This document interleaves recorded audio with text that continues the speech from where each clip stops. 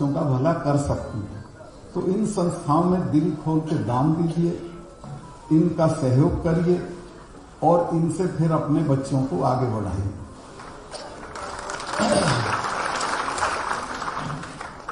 ये जो कवि महाराज हैं, इन्होंने वो एक उनका साधु का जिक्र किया जिन्होंने महारानी लक्ष्मीबाई को अपनी झोंपड़े के साथ जला दिया था, पर इन्होंने ये नहीं बताया कि वो साधु मेरे जिले के थे।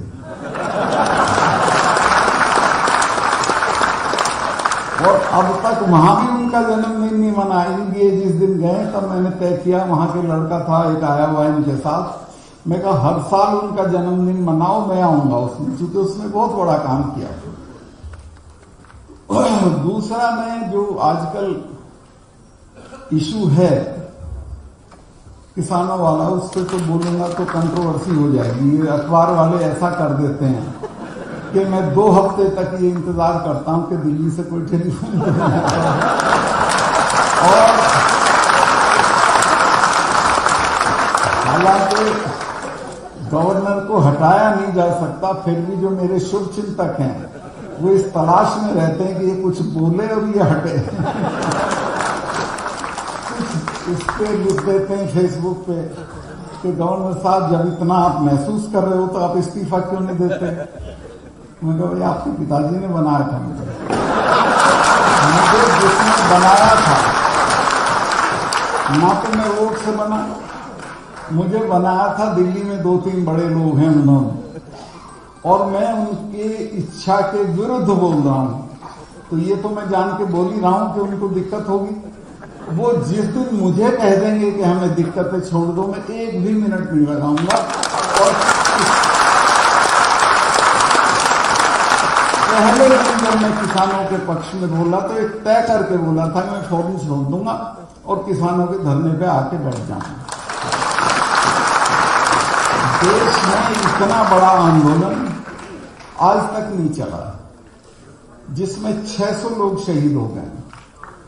कुतिया भी मरती है तो दिल्ली के नेताओं का शोक संदेश जाता है, लेकिन 600 किसानों का प्रस्ताव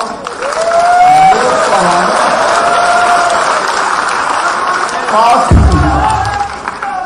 और मैं इस पे इतना, मेरे से पूछा वहां डीडवाना में कि साहब आपको ऐसा क्या हो गया था जो आपको बोलना पड़ा।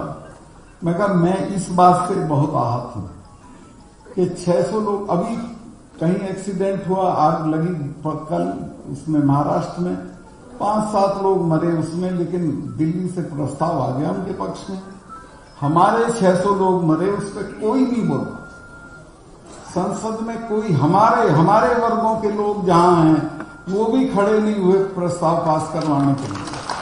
तो ये कोई अच्छी स्थिति नहीं है और इसमें मैं काफी आहत था, गुस्से में था। मैं तो प्रधानमंत्री जी से मिलने गया तो मैंने उनको कहा कि आप गलतफहमी में हैं, ना तो इन सिखों को हराया जा सकता है। इनके गुरु के 4 बच्चे उसकी मौजूदगी में खत्म हो गए थे, लेकिन उसने सरेंडर नहीं किया और ना इन जाटों को हराया जा सकता है।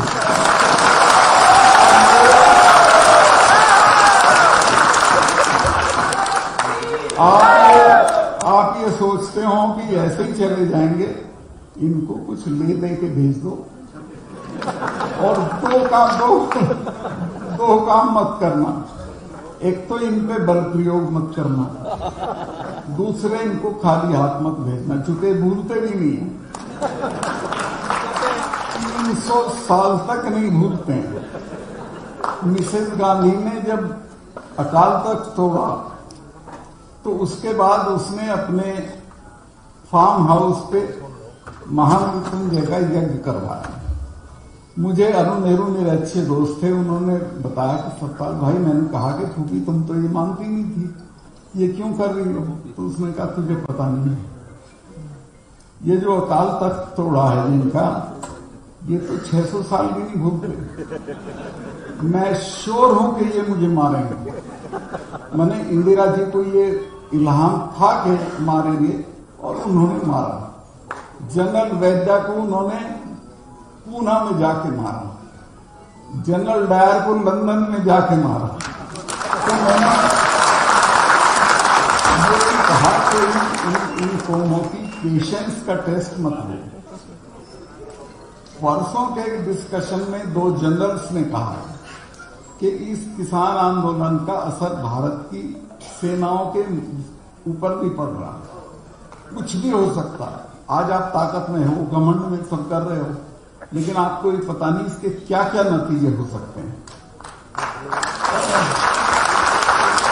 कारगिल होता है तो इन्हीं किसानों के 20-20 साल के लड़कों को उस पर चढ़ा देते हो पहाड़ी पे। कारगिल में मैं ये मानता हूं कि सरकार की असफलता थी कि कारगिल में वो लोग घुसे, और उसका दाम हिंदुस्तान के किसानों के बच्चों ने चुकाया। 20 साल के बच्चे, दुनिया में कोई ऐसी लड़ाई नहीं हुई कि दुश्मन ऊपर बैठा और आप नीचे से रेंगते हुए जा रहे हैं, गोली खा के चिड़िया की तरह मर रहे हैं।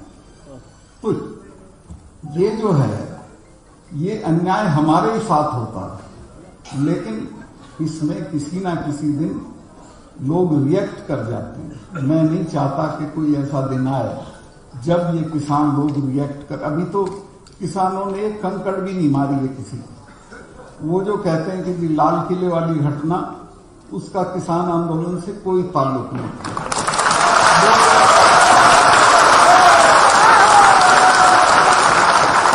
और मैं किसान आंदोलन का नेता होता तो मैं उसे भी जस्टिफाई करता।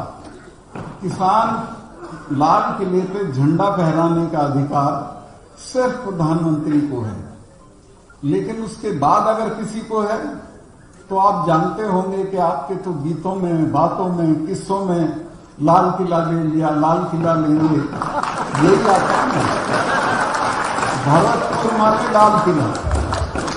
इसी तरह सिखों के जिनके कई गुरु लाल किले के दरवाजे के बाहर गुरु तेग बहादुर की गर्दन कटी हो तो उसकी औलाद को लाल किले पे झंडा फहराने का अधिकार नहीं। और आप जितना भी लोकगीत है, कहानी है, किस्से हैं, उसमें सिखों और जाटों का एक ही रहता है, लाल किले पे जाना।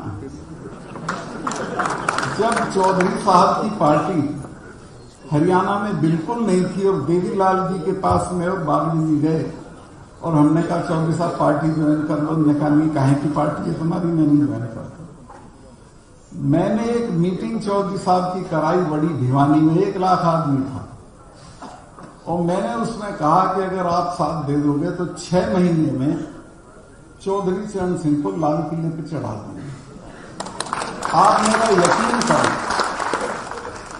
पूरी भीड़ स्टेज पे के पास आगे जय जयकार करती हुई, और मुझे चौधरी साहब ने कहा कि पूरे हरियाणा में ये मीटिंगें करके ये बात बोल दो, इसी पे खड़े हो जाएंगे।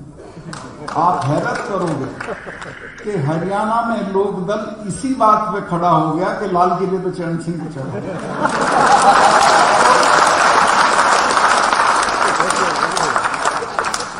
हमारा तो वो सपना रहा शुरू से और हमारे इमेजिनेशन का हिस्सा रहा है, हमारे इतिहास का हिस्सा रहा। इसी तरह सिखों के इतिहास का हिस्सा रहा। प्रधानमंत्री के अलावा अगर किसी को अधिकार है उस पर झंडा फहराने का तो वो हमें है।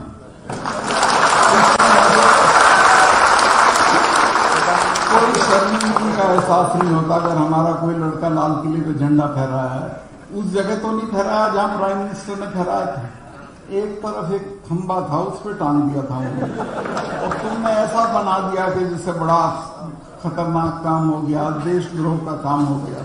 ये सब मत करो, सीधे सीधे बैठो। भाई तुम्हारी ये मांगे, ये हम मान सकते हैं, ये नहीं मान सकते। ये जो मैंने तो बल्कि ये कहा प्रधानमंत्री जी से कि आप राजा हो, आप बड़े हो, आप ये कहो किसानों को कि भाई तुम गलत हो, मैं सही हूं, फिर भी मैं तुम्हारी बात मान रहा हूं, क्योंकि मैं तुम्हारी तकलीफ नहीं देख सकता, तो आप बहुत बड़े हो जाओगे। तो वो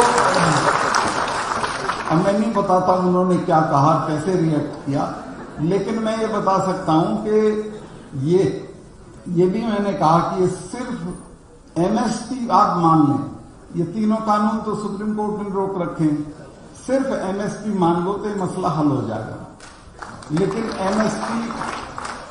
एमएसपी के बिना तो हमारा गुजारा नहीं है, क्योंकि हमारी हर फसल की डिस्ट्रेस सेल होती है।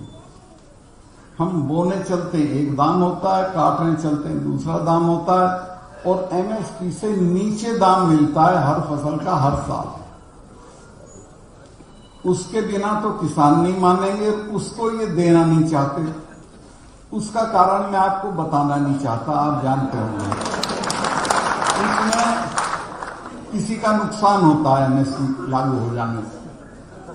जिन्हें एमएसपी से किसानों की जो डिस्ट्रेस सेल है वो चाहिए, और किसानों को कम दाम पे उनका माल खरीद के फिर बड़े दाम पे बेचने के लिए जो बैठ गए बाजार में।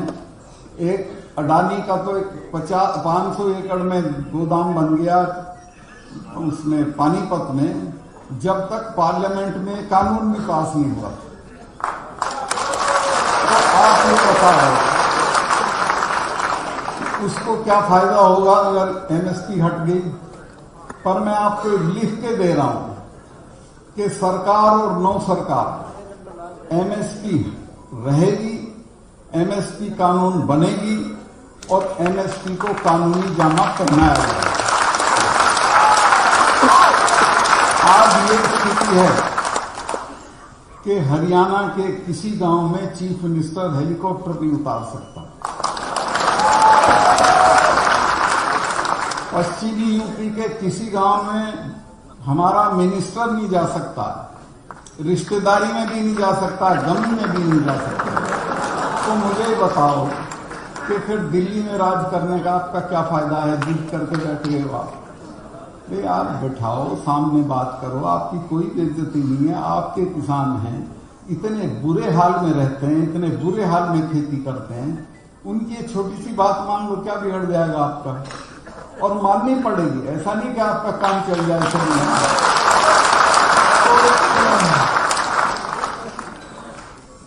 मैं बहुत लंबा हो गया और इस सब्जेक्ट पे मुझे बोलना नहीं चाहिए था। ये जो अखबार वाले हैं ये ऐसा कुछ कर देंगे।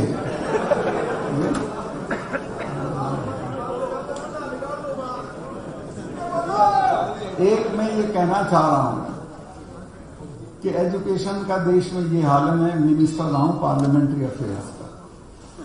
एक आपके यहाँ के मिनिस्टर थे जो गवर्नर हो गए, मेरे अच्छे दोस्त हैं, जगदीप जी।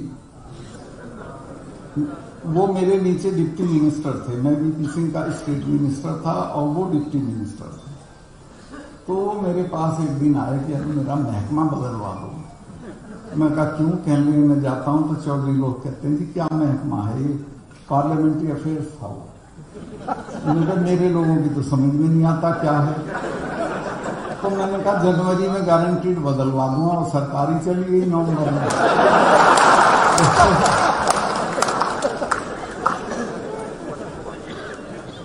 ये जो पार्लियामेंट्री अफेयर्स मिनिस्टर होकर मैंने देखा कि देश की संसद में पिछले 70 साल तो नहीं हुए, संसद को तो कम ही साल हुए, एक बार भी शिक्षा पे बहस नहीं हुई। बजट पास होता है तो बहुत महकमों पे बहस होकर तब पास होता है, लेकिन शिक्षा का बजट बाकी जो 6, 7, 8 महकमे रह जाते हैं उनके साथ क्लब करके इकट्ठा करके और बिना बहस के पास कर दिया जाता है, जिसे गिलोटिन करना यानी फांसी देना कहते हैं। तो शिक्षा के बजट को पिछले जब से संसद है तब से आज तक गिलोटिन किया गया, कभी उस पर बहस नहीं हुई। और आज तक 6% बजट के टोटल का 6% से ज्यादा उस पर खर्चा नहीं हुआ। और नतीजा ये है कि पूरी दुनिया में इंग्लैंड की एक यूनिवर्सिटी है जिससे 170, 160, 100, 110 इतने नोबेल प्राइज विनर है। अमेरिका की 7-8 यूनिवर्सिटी हैं और हिंदुस्तान में कितने नोबेल प्राइज विनर हैं? 11 हैं, जिनमें 6 विदेश में है। एक मदर टेरेसा है, एक रविंद्रनाथ टैगोर है, तो शिक्षा के बूते पे 5 आदमी भी हमने ऐसे पैदा नहीं किए जिनको नोबेल प्राइज मिल सकता, क्योंकि हमारी शिक्षा की वो क्वालिटी नहीं है। हमारी शिक्षा की क्वालिटी कैसे हो, हम तो 6% से ज्यादा खर्चा ही नहीं करते हैं। और एक मैंने वो जिक्र किया आपको कि वो यहाँ क्या 14 तल्ले का मकान रखेंगे, एक उसके क्या बोलते हैं, एक मंजिल पे कुत्ते रहेंगे, एक पे चाबियां रहेंगी, एक पे ड्राइवर रहेंगे, लेकिन शिक्षा के लिए एक भेले की चैरिटी नहीं करेंगे। दुनिया के बड़े लोग, लॉर्ड गिल्डॉफ है, बहुत बड़ा म्यूजिशियन है इंग्लैंड का, अपनी सारी आमदनी दे देता है एजुकेशन के लिए, अपने नहीं, अफ्रीका के गरीब बच्चों की एजुकेशन के लिए। और जहां जहां दुनिया के राज्याध्यक्षों की मीटिंग होती है, वहां जाकर उनसे कहता है 2 पैसा मांगता है। ऐसे ही लेवी है, लीवी करके है, ये दोनों संगीतज्ञ हैं। ये जो आपका माइक्रोसॉफ्ट वाला है, इसने अपनी पूरी दौलत का करीब करीब 90-95% दान में दे रखा है शिक्षा के लिए। लेकिन हमारे यहाँ जो ये पैसे वाले हैं, लड़की की शादी में चेक से 300 करोड़ रुपया खर्चा हुआ, और बिना चेक कितना हुआ होगा आप अंदाजा लगा लो। ये करेगा, लेकिन 1 पैसा सिपाहियों को या हमारे इनको शिक्षा वालों को, हमारी संस्थाओं को दान नहीं देगा यहाँ। तो मैं ये कहता हूं कि भाई इनको तुम क्यों सेठ मानते हो, इनको तुम क्यों बड़ा मानते हो, तो सड़े हुए आलू की बोरी है, ये तो खाना। इनका सम्मान ही मत करो समाज में। समाज में उसका सम्मान करो जो अपने हिस्से का दूसरे के लिए दे। जो यहां दान देता है, नाम बुलवाता है, उसका सम्मान करो। अपने घर कोई लिए बैठा, हमसे क्या मतलब है। तो कुल मिला के मैं बहुत लंबा बोल गया, इतना मुझे बोलना नहीं चाहिए था। और ये अखबार वाले अब इसको 1 हफ्ते का मामला बना देंगे, पता नहीं क्या है। और मैं जब भी यहाँ आता हूँ या बोलने भी चलता हूँ, मेरे सब वेल विशर ये कहते हैं जी थोड़ा संभल के, थोड़ा देख के, क्या हो जाएगा भाई। मैं अपनी माँ के पेट से गवर्नर पैदा नहीं हुआ,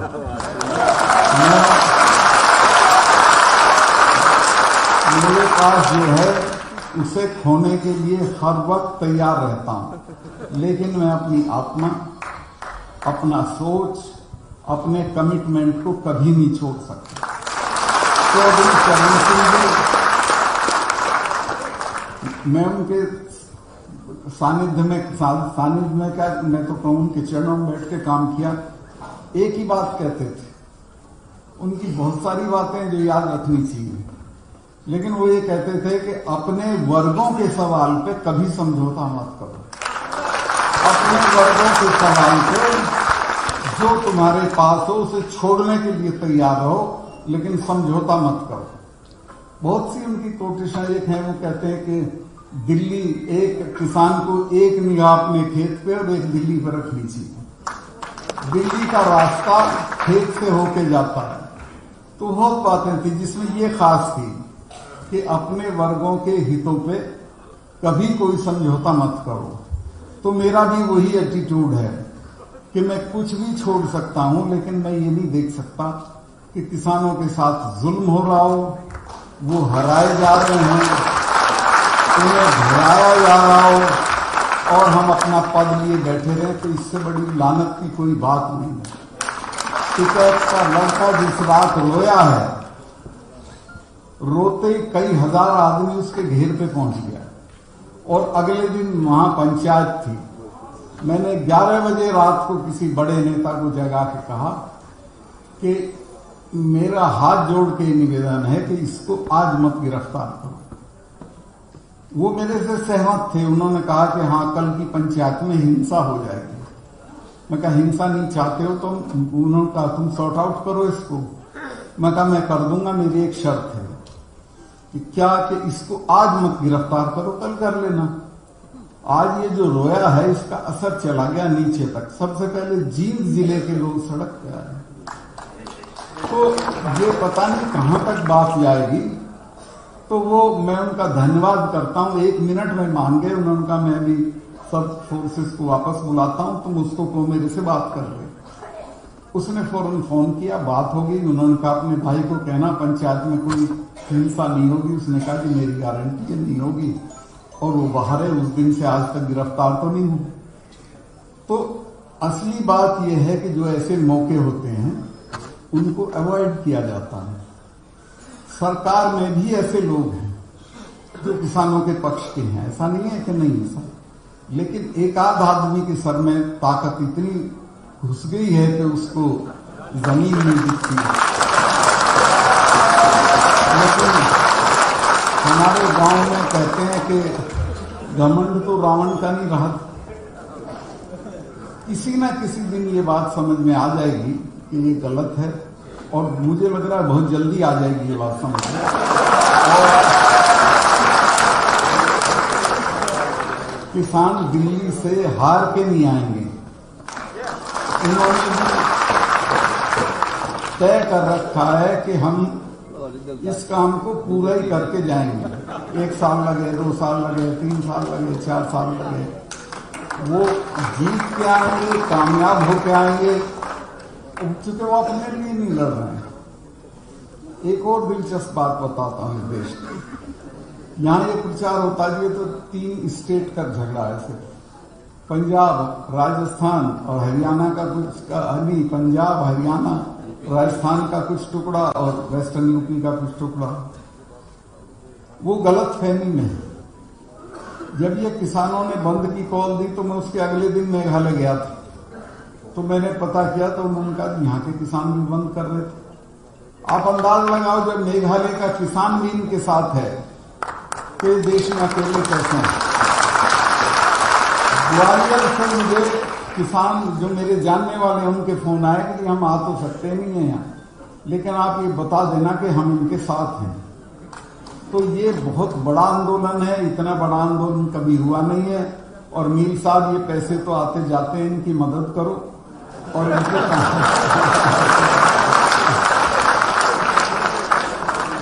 ये अगर नेक काम में लगेंगे तो उसके अच्छे नतीजे होंगे, आपकी औलाद का भी नाम होगा, आपका भी नाम होगा। मैं बहुत समय आपका दे दिया जो उचित नहीं था। एजुकेशन के बारे में बहुत चीजें मैं कहना चाह रहा था, लेकिन अब मौका नहीं है। मैं इतना ही कहना चाहता हूं कि एजुकेशन बहुत इग्नोर्ड है देश में, उसमें कोई तवज्जो नहीं है, क्वालिटी एजुकेशन नहीं है, नोबेल प्राइज की तो छोड़ो वैसे भी नहीं है, और बढ़िया कॉलेज भी नहीं है अपने यहाँ दुनिया के लेवल पे अगर देखेंगे तो। और दुनिया एजुकेशन को कितनी तवज्जो देती है वो अपने यहाँ सरकार तवज्जो भी नहीं। हमारे यहाँ तो सरकार है नई पार्लियामेंट बनाने पे खर्चा कर रही है। नई पार्लियामेंट के बजाय कोई बढ़िया वर्ल्ड क्लास कॉलेज बनाओ तो मेरी बात समझ में आती है, लेकिन वो उनका प्रायोरिटी नहीं है। तो ये हमें खुद करना पड़ेगा, क्योंकि हम पिछड़े हुए हैं और हम पे एक ही हथियार बचा है, ये आखिरी। क्योंकि ना बंदूक से लड़ सकते हो, ना लाठी से, एजुकेशन से लड़ सकते हो। अपने बच्चों को बढ़िया तालीम दो, फिर आपके बच्चे कहीं नहीं पिछड़ेंगे। आरक्षण आपको हो चुका है, इसी आरक्षण में इतनी बड़ी तादाद में आपके बच्चे निकल जाएंगे, और जब वो डीएम, एसएसपी और अफसर होके बैठेंगे तो आपकी तो जय जयकार हो जाएगी, फिर क्या चाहिए आपको। लेकिन मैं फिर दोहराऊं, आप ये जो काज करना है, और मेरा एक साथी था, वो आया एक दिन कि जी कर्जे में हो गया। मैं क्यों? कहने मेरा बाप मर गया था पिछले महीने, गांव वालों ने बिठा के 40 गांव की चिट्ठी फड़वा दी। मैं कहा फिर? कहने जी बहुत पैसे खर्च हो गए। मैं क्या तेरा बाप इससे सूरजमल बन गया क्या? तो बिना मैं कहा लो ये काम छोड़ दो, कुछ नहीं रखा है इन्होंने, दहेज छोड़ दो। राजस्थान की तो महिलाओं से हाथ जोड़ के कहता हूँ ये सोने का, यहाँ तक के सोने का चलन छोड़ दो। ये सारी चीजें छोड़ के सारा पैसा बच्चे की बढ़िया से बढ़िया तालीम करने में लगा। इसे बढ़िया से बढ़िया इंस्टीट्यूट में भेजो, यूनिवर्सिटी में भेजो। जब वो पढ़ के वहां से निकलेगा तो वो इतना ताकतवर होगा कि जिनसे आप डरते दबते थे वो उससे डरने लगेंगे, वो उसे सलाम करेंगे। तो मैं बहुत कई बार कह भी लिया ये मैंने कि मैं बहुत लंबा हो गया, मैं माफी चाहता हूं और मुझे बहुत बुरा भी लग रहा है कि सब भूखे बैठे हैं दोपहर का खाने से, और मैं अपने ऐसे काम को लगा दिया हूँ। तो बहुत माफी चाहता हूँ, फिर कभी आऊंगा और मैं आता रहूंगा आपके संस्थान में।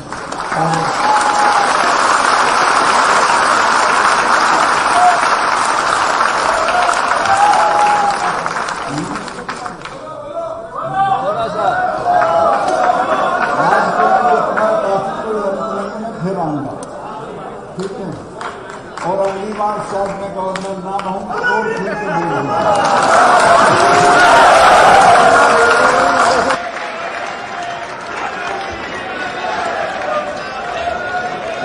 आप सभी लोग व्यवस्थित रूप से विराजे। बहुत बहुत आभार और अभिनंदन के साथ में महामहिम का धन्यवाद। यहाँ पर राष्ट्रगान होगा, आप लोग व्यवस्थित रूप से विराजे। 4-5 हमारे सांस्कृतिक कार्यक्रम वाली बच्चियां हैं, वो पीछे खड़ी हो जाए, फोटो हो जाएगा जो तिलक कर रहे थे।